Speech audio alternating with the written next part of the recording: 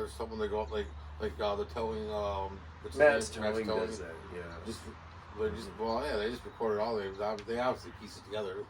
Oh yeah, most definitely. And they're always finding like certain spots where it's natural flowing, dude, and they kind of just build off of it from different pieces of maybe, forced natural flow and just natural flow and build one awesome video. So I think that what was going on with the truck again though?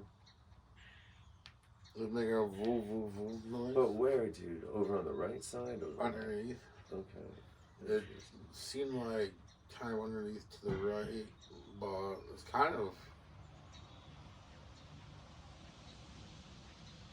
It was making a little grind noise, which is all you all think it just stems from that one spot where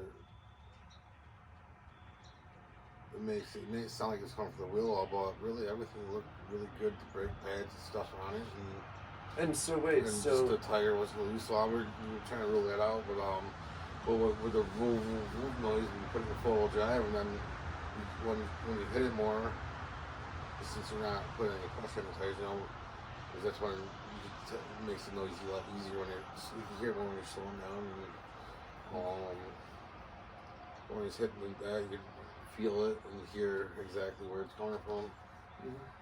And so that's the problem now, right?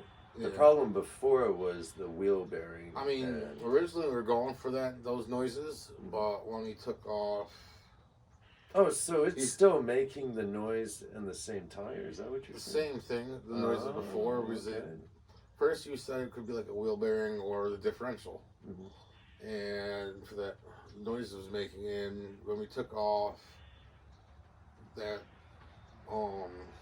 wheel, like just the brake pad was worn down the inside too, and so we got a wheel bearing and brake pads since they wore that one down almost all the way, and then all the other three brake pads were all good on the front, all the same length. And when he took that wheel bearing off, a piece actually stuck into it, so obviously it still needed the wheel bearing, even though it didn't fix the noise.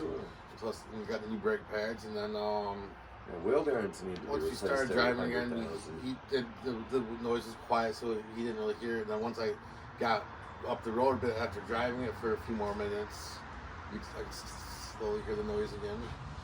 And then I called because it said it's still making a noise. And then the other noise it was making, it didn't start going until you hit like the hilly, curvy roads. And then brought it.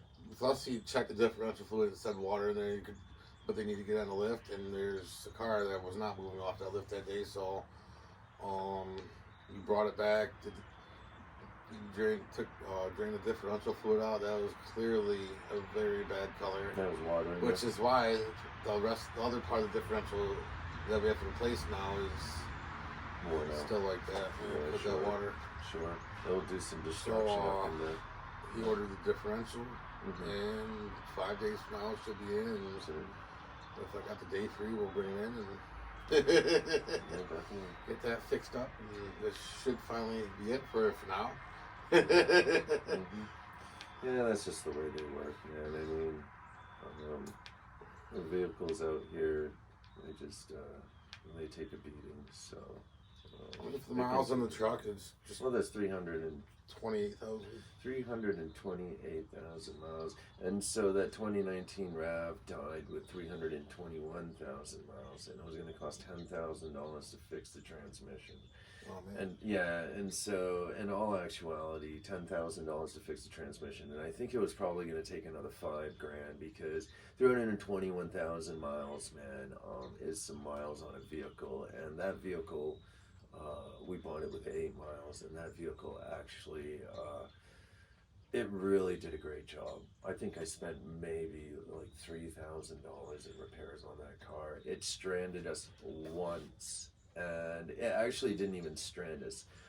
Mary took off, so we have a friend named Mikey down in Atlanta, and he lives in College Park, and so we used to stay there when we'd have overnights down there or something, or,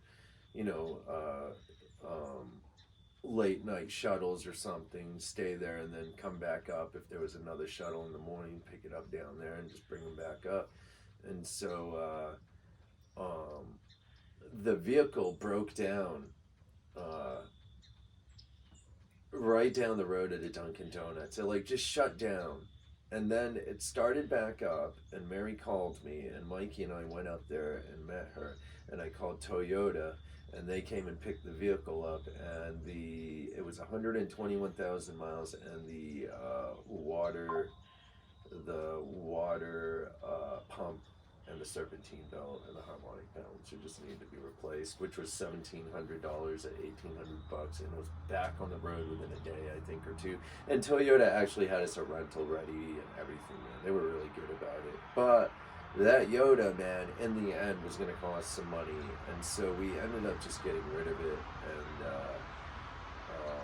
And now I think the smartest move is to buy older vehicles and build them to spec, like what I'm doing right now. And so that vehicle actually has a CVT in it. It's a 2012 with a little over 100,000 miles.